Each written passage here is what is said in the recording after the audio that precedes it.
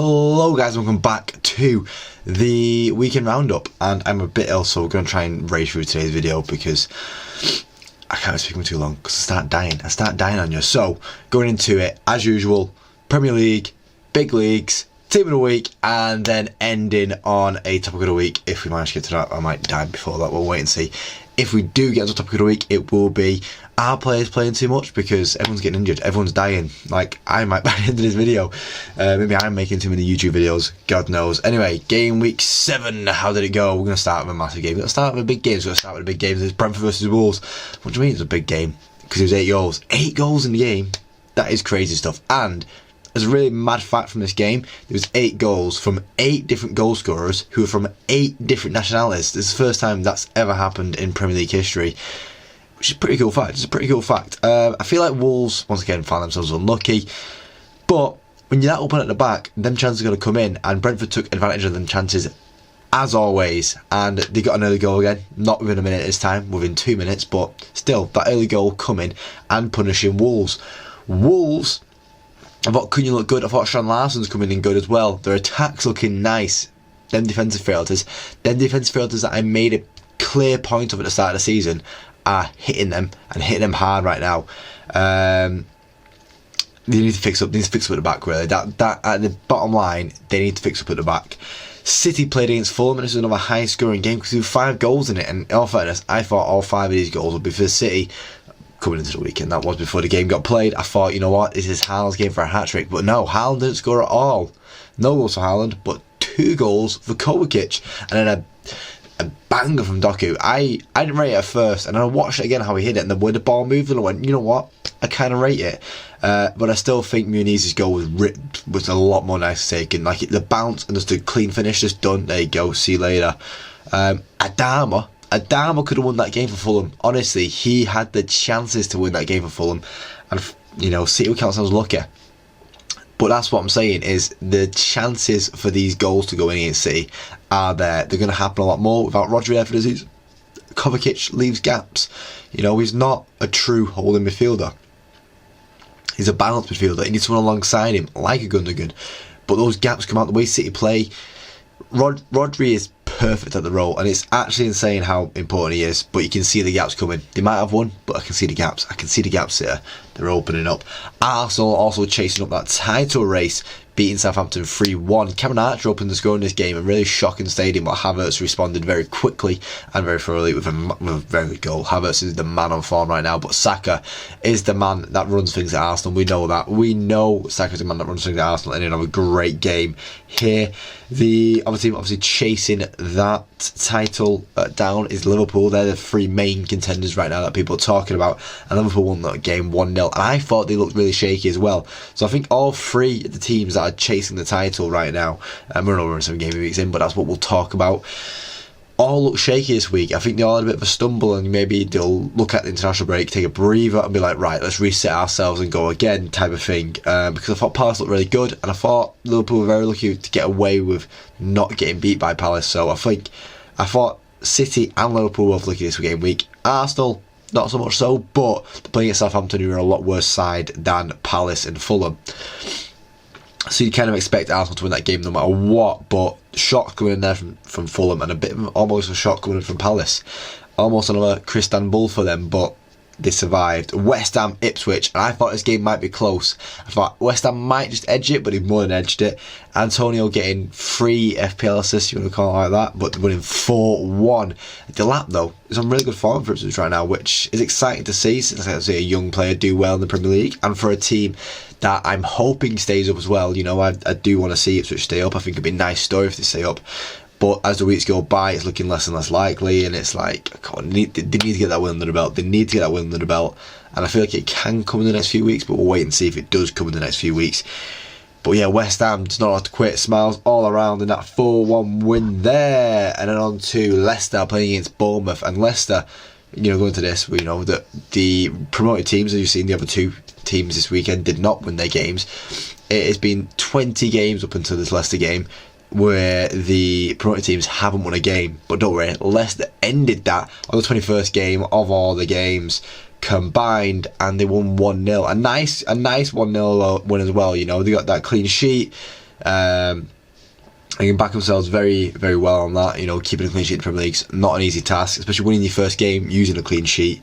Bournemouth just weren't up for it on the day. You know, they had the chances, but it was offside for some of the chances. It just weren't there.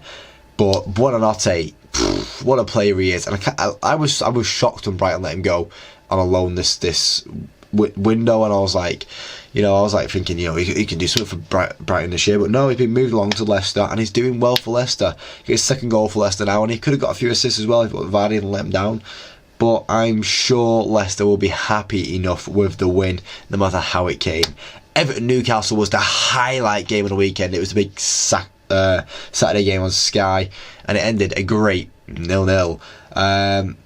Everton, I think Everton will be happy with that. Obviously, a lot of people were going to the game going, Newcastle are going to win that game, and Newcastle didn't win the games. They missed the penalty. Gordon, the pressure hit him. They spoke last week about how the England system has put into a way of him taking penalties, and I'm sure they've put in a way of Pickford saving penalties, because Pickford doesn't stop saving penalties. He knows how to do his job, and he saved another penalty. Tarkowski got let off badly. He was Tonali. He ragged Tonali down to the ground, and did not get away with it, but got away with it in a way, because he gave away the penalty, yes, but Pickford saved it with a great save, and just he kind of doled out from there. Brighton Spurs, the big game on Sunday. Oh my lord, it's a big game. Spurs having a great first half. Johnson and Maddison both scoring good goals to win 2-0 at half time. 2-0 up at half time. And it was like looking, right, this is going to be a Spurs game. Spurs are going to take this, maybe go 4-0. We'll see what they do in the second half. Brendan Johnson's on really good form right now. I think he's got, 7 goals in the last 7? That's crazy form. I'm not going to... Fairs. But no. Brighton came out in the second half and was like, we're going to spoil that party. What are you playing at? Why are you so happy? We want to be happy. And they won the game 3-2. Minty scoring, Jorginho scoring, and then Welbeck finishing it off, the ex-United and the ex-Arsenal guy. Loving life there. A big header. He's only 34 now. 10 years since last United, and he's still bagging. He's still a bagsman. He looks strong. He's having a really good season as well. I think happened again last year. Danny Welbeck really starts off seasons really well. I think it's game week 10 and he goes, I've done enough for the year now, see you later. So he's got three more game weeks, we'll see Danny Welbeck do well, and then João Pedro will be back in the starting lineup. Going into the Chelsea Forest game, this game ended, so Forest on an unbeaten run, still in the Premier League, which I'm all here for. Keep it going, Forest. Let's keep it going, as they drew 1-1 with Chelsea. Madueke sneaking a goal past Sells, but Sells had a really good game. Sells, he's been, I thought Forest needed a new goalkeeper. I didn't like Sells last year, and I'm going to back that. I didn't like Sells last year, but I think Sells this year has been on another level. You saw him in the Liverpool game, and he probably deserved a clean sheet in this game as well. He made some great saves against Parma, but he does that slide from Madueke, went through a load of bodies, and they're always difficult to save, so you can't hate them too much. And then Chris Wood getting a good header as well. Oh, it was a header. It was headed down by Milenkovic, and then nodded across by Chris Wood, and gets another goal for Forest. And Forest continue on an unbeaten run, which is exciting to see. Can they do a Leicester? Wait and see. Villa and United. A game touted as the game where Ten Hag could see his final days.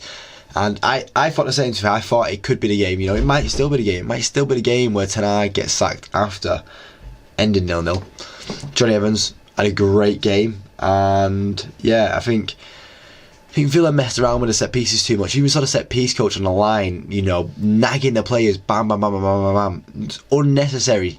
Get back on the bench and let Emery take control. He's the manager. You're not the manager. Sit down. And they got a bit too mad with the set pieces as well. Like, they just weren't working out for him. Last year when he had Douglas Luiz on the set pieces, it worked out. But this year, they're still trying to find the rhythm, and it's just not there yet for him. But yeah, I think United got away with one here. The chances weren't really there for either team, to be fair. So 0-0. I'll take it. On to my team of the week. Pickford in net, saving a penalty, keeping a clean sheet. Everton fans will be very happy with him, so yeah.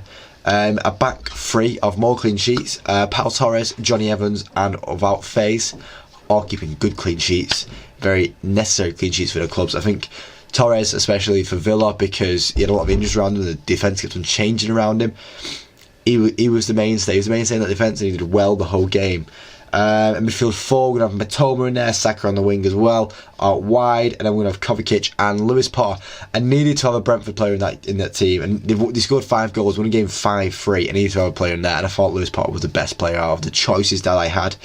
And then yeah, Matoma and Saka on that wide, Buonanotte, Antonio and Cunha as my attackers, because I think they're the best attacking choice I got. Obviously Buonanotte scoring a really nice goal, Cunha having a good game creative wise and just not getting the chances through there, and then Antonio scoring a goal, 2 goals, 1 goal, sorry, and getting 3 assists. And I feel like I know, but it's still 3 assists, and it's going to cut here because my camera's going to die, and I'm going to die as well for a second, and then reset myself, I guess.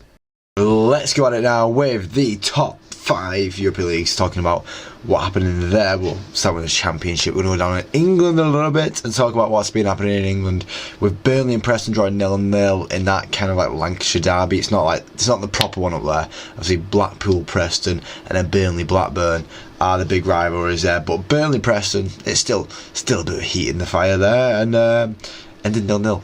Nice and boring for you. But we've been plenty of 0-0s this weekend already, haven't we? Norwich winning 4-0 again. Scoring a lot of goals, Norwich, right now. They might have found a bit of form. Borja scored again. Not a hat-trick this week, but still scoring again.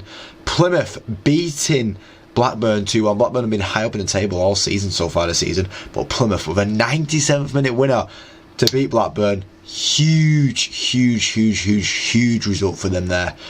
And then Sunderland drawing 2-2 with Leeds, thanks to a massive area from Melier right at the end of the game. I'm sure both sides will take the draw, though. I'm sure both sides will take the draw at the end of the day. Girona onto La Liga now. Sorry. Girona beating Bilbao 2-1. But the talking point isn't the fact that Girona won. There's a point where Girona won with a penalty in the 90th minute.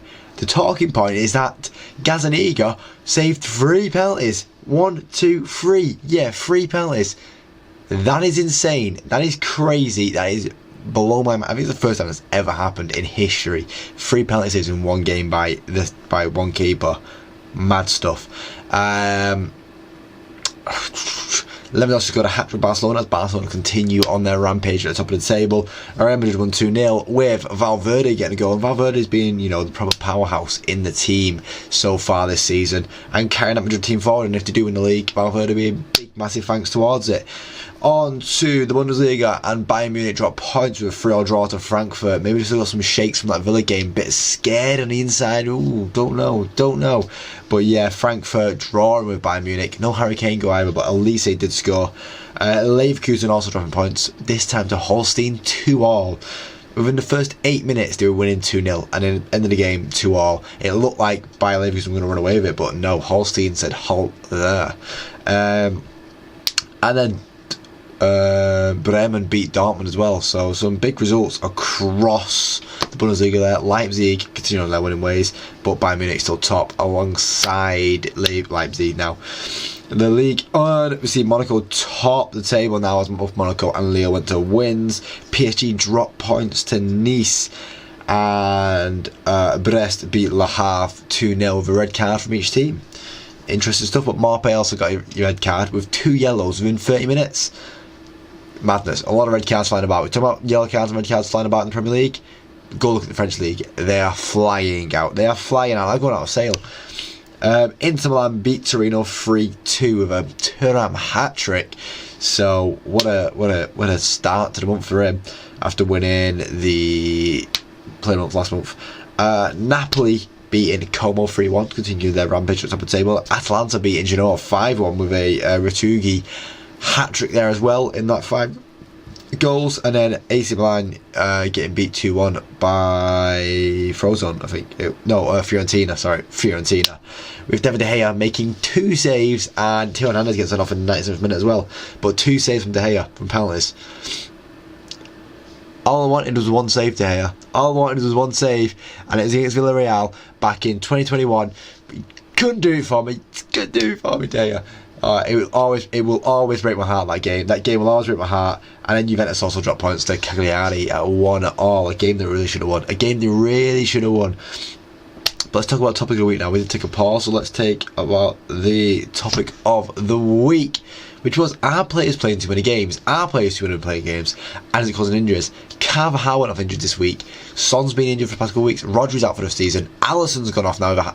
A goalkeeper has got a hamstring injury from stretching too much, from playing too much potentially. Are injuries as part of the game. You know, these long-term injuries always happen in football. You saw players, you know, back in the day go out for ages and ages and ages, and they could get sent to some doctor in Barcelona and come back quicker, like Rodri's going to happen with him. The game has advanced to the point where players, you know, do get better treatment in terms of, like, if they get an injury, the treatment is so much better now to so much a higher standard. So can they complain as much? Maybe, but it also comes down to the manager of, like, you know, if your players complain about playing too many games, rest them. If you feel like you're playing too many games as a footballer, your football club's not playing too many games, you are. You can speak to your manager and be like, I need to rest somewhere. Find a place where you can rest me. Find a stop where you can go, right, you sit down, relax. You know, the best teams do it. The best teams rotated well. Look at Wenger's teams, look at Jose's teams, and look at Sir Ferguson's teams. Back in the day, there was plenty of rotation. We beat Arsenal 8-2, you know, with a mashed up team. We beat Arsenal 2-1 with 8 defenders playing, because we had to play defenders in the midfield as well. It happens, you know. You have to rotate your players. Just because, oh, this player's really good and I can't survive, my system don't work without him. That's on you. That's on you for relying so much on one player for your entire system. You know, if, like, there was a point last year where everything was in January, and it was the first time Tottenham have ever had a game in like 8 years without Son or Kane in the team. That is insane. Give your players rest. Let you going, oh my, the calendar's too long for the players. They need more. Pep's asking for the next season to start later for himself, for City, because he feels like the players don't come back in time. How about that Club World Cup, at the start of the Club World Cup, when you're playing against, you know, these like South Korean team that's not going to beat City's third team. Play City's third team. You know, play some youth players, sprinkle it up a bit, you know. Invest in your youth. Look at Man United last season. The amount of injuries we had, and we went, alright, the youth can play. And people were like, oh, you played bad last. Yeah, we gave 4,000 minutes to youth players. The next place was like 200 minutes. It's ridiculous. It is ridiculous. Yes, a footballer can play too many games. Our football club's playing too many games. No chance. FA Cup replays got scrapped. They're going, oh, we've got 2 extra games in the Champions League. You got 4 extra if you don't play well enough, first of all. But 2 extra, oh, that takes away any sort of replays. You could, yeah, I think replays should still be there. I'm of the belief that if the big clubs do not want to play replays, then guess what? You draw a game, you're out. That's it. That's it. The replay gets put on, and you have postponed your replay. You have refused to play your replay. Therefore, the smaller club that has managed to get a draw against you goes through. Plain and simple. I think it is that plain and simple. And I've even got like the Welsh clubs, Swansea, Cardiff, Wrexham and Newport, asking to compete in the Welsh Cup so they can play in European competitions. They're playing 46 games in the league season, and they want to go to European competitions. Where is these extra games as well? You know, you can look at the players down low and, you know, they want to be doing what these big players are doing, but they're not. So either clubs.